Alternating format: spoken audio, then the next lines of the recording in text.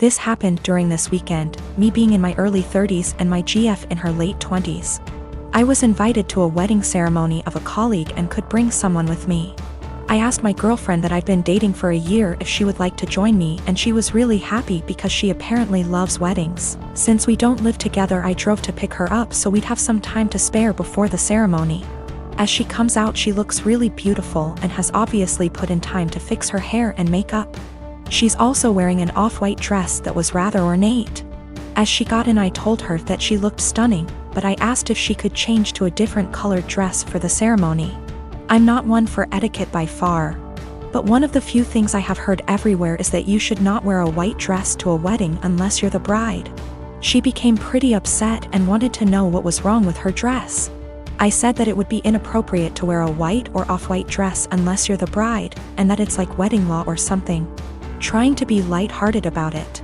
She rolled her eyes and said that it was an outdated tradition about women and virginity, and that when her friends got married everyone wore white and that it's not a big thing anymore. I told her that I don't know what the dress code is for this ceremony, but since it's not saying all white clothes, I still thought she should change to another color, but white or almost white, because my colleague was getting married and we had no idea how she felt about it.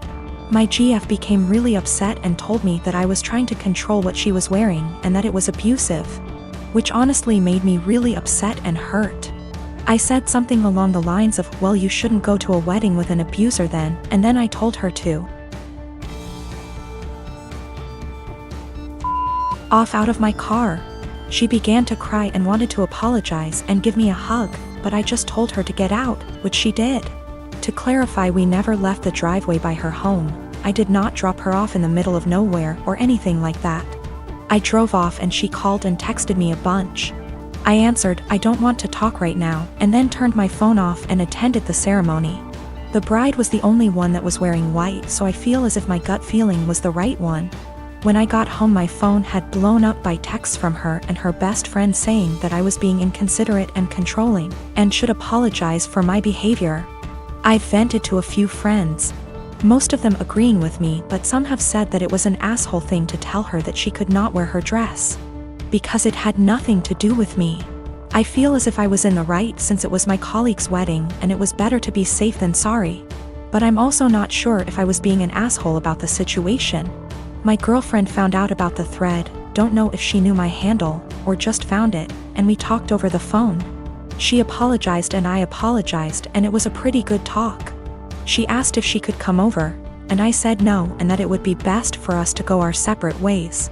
She got upset and asked why I wouldn't even try to work it out. I basically just said good. Bye. And then she said my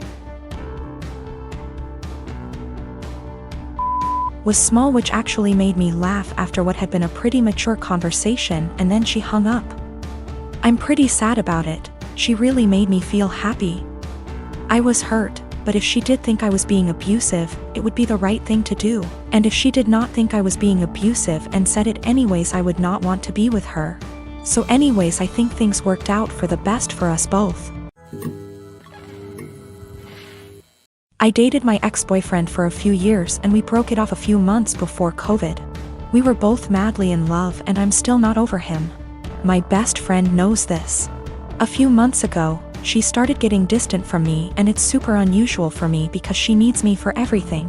Like just a few things that I helped her do: find colleges, apply to colleges, help donate money for her college fund, help her build her resume, find her therapy, find her a job, and countless other things. I even paid for a lot of stuff for her, like going on trips and such. She didn't really do much for me and was somewhat of an emotional support because we'd always talk about her. But then I really didn't mind and didn't care what I did for her. She was my BFF, and you are best friends. They're sisters. Last month, she broke and told me that the reason that she's so distant is because she's quarantining with my ex and they're a thing. Whatever hopes I had of getting back to my ex are squashed because I don't think I can get over him hooking up with my best friend. I'm super heartbroken, and I know that you don't own people, but that doesn't mean that you can't be upset about their betrayal. Yes, dating your best friend's ex that she still loves is a betrayal. She asked me if I was happy for her, because she finally got a good job and a nice boyfriend. That job she has is solely because of me, because I asked an old acquaintance to return a favor by hiring my best friend. He wanted to hire someone else, but I begged him to hire her. I know how people are sometimes hurt, but then they say, "But I'm truly happy for you." I honest to God don't think they mean it, and when I say I'm happy for someone, I want to mean it. I'm not happy for my friend. I just am not. I can't make myself be. I told her as such and told her to stop contacting me. She's now blowing up my emails and DMs because she's so hurt by what I said to her. My dad said that I should have just kept this to myself since I know my best friend is a sensitive person and is hurt. But what about me? Am I given a sensitivity pass because I've looked after my friend for so long? Do my feelings just stop matching at some point?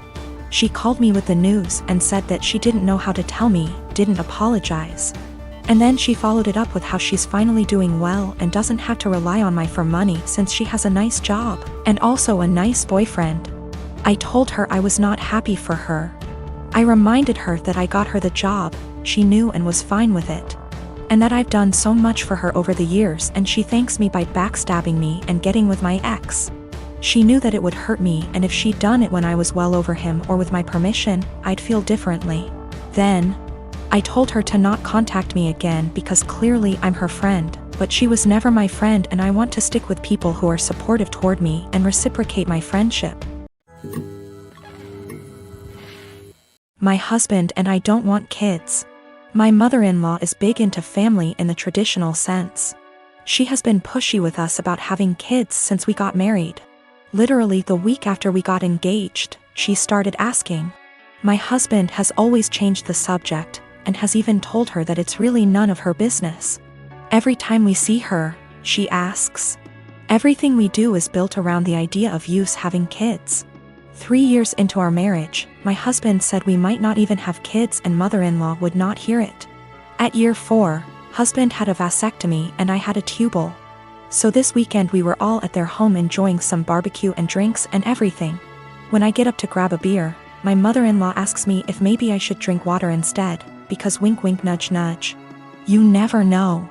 I was annoyed by this and said, "There's really no chance." MIL, all wide grin, said, "Oh come on. It's time for you two to finally get serious. Put down the beer and tell us when we can finally expect you two to finally make your family official." I said we've been official for about 5 years now, MIL, and drink the beer. Husband laughs with me. Mother-in-law gets more annoyed and says, "You won't be real, last names, until you bless us with babies." Husband repeated. After about 15 minutes of the usual comments, I finally snapped and said, "Husband got snipped. I had my tubes tied.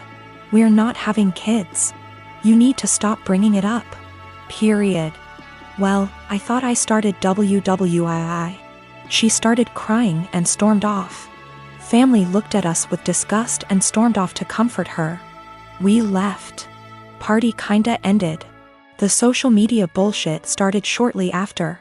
Vague posts, links about how motherhood is a woman's greatest calling, listicles about how unhappy childless women are, etc. Some meme about how I guess I wasn't a good enough mother and won't be graduating to grandmother. It's obnoxious to the point that I just muted all of them.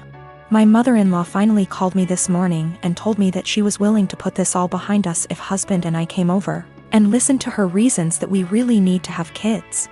I told her no, that we are tired of her pushing this on us, and then she said, "You two aren't prepared to be real, last name S. I'd like a refund for what we paid for the wedding." It wasn't that much. It was like $400 for the rehearsal dinner. I hung up on her. When recounting this to my friends, a few of them said that I was the asshole here for dropping it like that. But I don't think she was ever going to drop it if I didn't finally make a serious, direct comment about it. I had been with Carrie for 10 years, best friends since we met at the age of 12 in high school. We had tons of amazing memories. We've traveled to several countries together and made long-term work for 3 years while separated due to studies. Last Thursday I proposed to her in St. Lucia, not in front of anyone mind you, I wanted it to just be private. She didn't say anything and I was thinking, oh shit, did I say or do something wrong? She started crying and said she had something to explain to me. She didn't want to marry me because she'd been sleeping with the coworker she said was just a friend for around 3 months. She said she rationalized it was just a thing that would pass, but it's continued, and she said she loves me so much. More than I'll ever understand, that I've helped her so much, and she doesn't even know why she has done this. She said she loved me too much to marry me knowing she'd done what she did. She doesn't love the guy. It was just sex and she had been trying to stop the affair, but I proposed before that happened and she said she knew when I was kneeling that she couldn't marry me, not after everything I'd done for her, so she told me. I feel like my whole world has shattered. We had an awkward flight home on Friday evening and haven't spoken since. She has tried calling me but I haven't answered and I have until Monday off, so I'm just here.